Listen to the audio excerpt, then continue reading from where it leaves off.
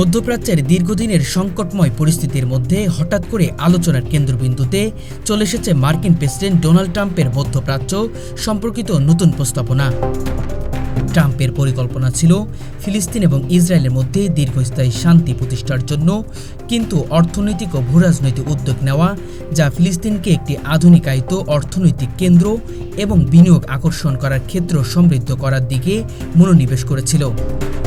তবে হামাস, যা গাজা অঞ্চলের প্রভাবশালী রাজনৈতিক ও সামরিক সংগঠন, স্পষ্টভাবে এই প্রস্তাবগুলো প্রত্যাখ্যান করেছে। তাদের মতে ট্রাম্পের পরিকল্পনায় মূলত ইসরায়েলের স্বার্থ এবং দখলকৃত অঞ্চলে ফিলিস্তিনের সীমিত স্বাধীনতা নিশ্চিত করার দিকটি বেশি প্রতিফলিত হয়েছে। হামাসের মুখপাত্রের বক্তব্য অনুযায়ী ট্রাম্পের প্রস্তাব ফিলিস্তিনের রাজনৈতিক অধিকার, ভূমি পুনর্প্রাপ্তি এবং দখলকৃত অঞ্চলে সার্বভৌমত্বের মৌলিক দাবিকে উপেক্ষা করেছে। তারা দাবি করেছে যে এই প্রস্তাব শুধুমাত্র অর্থনৈতিক সুযোগ সুবিধা এবং সীমিত স্বায়ত্তশাসনের উপর দৃষ্টি নিবন্ধন করছে, যা কোনোভাবেই দীর্ঘমেয়াদী রাজনৈতিক সমাধান নয়।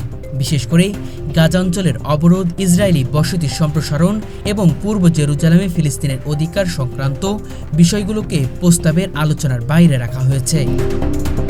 বিশ্লেষকরা মনে করছেন হামাসের এই প্রত্যাখ্যান মধ্যপ্রাচ্যে আরও অস্থির সৃষ্টি করতে পারে।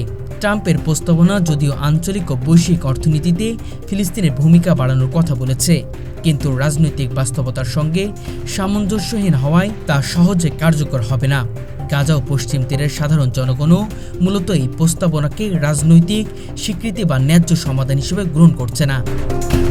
এছাড়াও হামাসের প্রতিক্রিয়ায় দেখা যাচ্ছে তারা ট্রাম্পের প্রস্তাবকে একপক্ষী এবং পক্ষপাতমূলক হিসেবে উল্লেখ করেছে, যা ইঙ্গিত দিয়েছে যে ফিলিস্তিনের দীর্ঘমেয়াদী সমস্যার সমাধান কেবল তখনই সম্ভব যখন দখলকৃত ভূখণ্ডের উপর তাদের পূর্ণ নিয়ন্ত্রণ, রাজনৈতিক অধিকার এবং নিরাপত্তা নিশ্চিত করা হবে।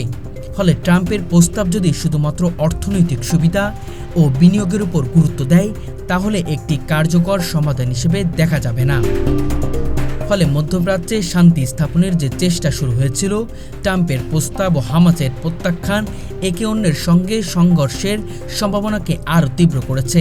আন্তর্জাতিক মহলের জন্য এটি একটি চ্যালেঞ্জ হয়ে দাঁড়িয়েছে, কারণ ফিলিস্তিন ইসরায়েল দ্বন্দ্বের সমাধান, রাজনৈতিক স্বীকৃতি, নিরাপত্তা এবং মানবিক অধিকার সমন্বিত একটি সমন্বিত উদ্যোগ অপরিহার্য।